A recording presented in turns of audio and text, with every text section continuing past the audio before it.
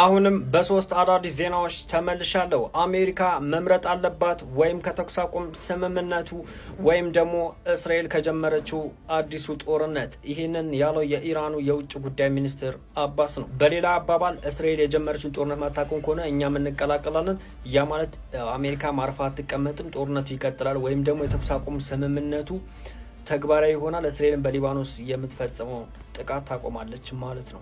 በሁለተኛው ዜና የኢራን አብዮታዊ ዘብ የአየርና ጠፈር ኃይል አዛዥ ሰኢድ ጀግና በሆነ በሊባኖሱ ሂዝቡላ ላይ የተሰነዘረው ጥቃት በእኛ ኢራን ላይ እንደተሰነዘረ አድርገን ነው የምንቆጥረው። በእስራኤል አረመናዊ ተግባር ላይ ምላሽ ለመስጠት ጦራችን እየተዘጋጀ ይገኛል ሲሉ ተደምጠዋል። በሌላኛው ዜና የእስራኤሉ ጠቅላይ ሚኒስትር ቤንያሚን ኔታንያሁ ያላሳካ ነው ብዙ ስራ አለ ገና፣ በሊባኖሱ ሂዝቡላህ ላይ የምንሰነዝረው ጥቃት ይቀጥላል እያለ ይገኛል። በዚህ ሰዓትም ግን የመልሰው ማጥቃት የሊባኖሱ ሂዝቡላህ እያከናወነ ይገኛል። በርካታ የእስራኤል ታንኮችና በርካታ የእስራኤል ወታደሮች ይገኙባቸዋል የሚባሉ አካባቢዎች ወይም ደግሞ ቤቶች ላይ መድፍ ሮኬት እየተኮሰ ይገኛል። በዚህም የተነሳ የእስራኤል ጦር በዚህ ሰዓት የእስራኤሉ ቻናል 12 እንዳስታወቀ ከሆነ 5 የእስራኤል ቁስለኛ ወታደሮችና በርካታ ሙታኖች እንደተመዘገቡ እየተነገረ ይገኛል። በዚህ ጉዳይ ላይ ሌላ አዳዲስ መረጃ ከወጣ አደርሳችኋለሁ። በደም ሼር፣ ኮፒ ሊንክ፣ ሪፖስት እያደረጋችሁ አዳርሱት።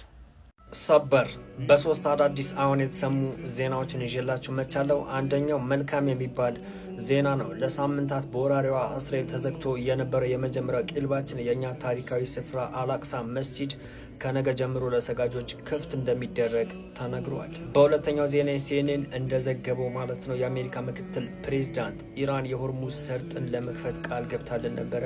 ታዲያ አሁን የሆርሙዝ ሰርጥን ሙሉ ለሙሉ መክፈት አለባት፣ አለበለዚያ አሜሪካ ወደ ጦርነቱ ትመለሳለች ሲል አስጠንቅቋል።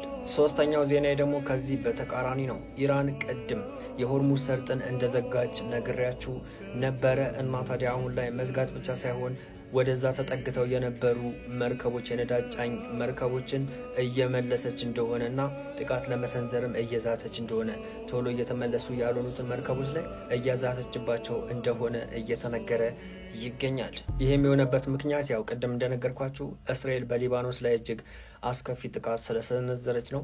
በሌላ አልጀዚራ አሁን በዘገበው መረጃ ደግሞ የኢራን የውጭ ጉዳይ ሚኒስትር ከሳውዲ የውጭ ጉዳይ ሚኒስትር ጋር በስልክ በወቅታዊ ጉዳዮች ላይ እንደተወያዩ ገልጸዋል። ሌላ አዳዲስ መረጃ ከመጣ አደርሳችኋለሁ። ይሄ ቪዲዮ ስንት ሰዓት ደረሳችሁ? በደም ሼር፣ ኮፒ ሊንክ፣ ሪፖስት እያደረጋችሁ አዳርሱት።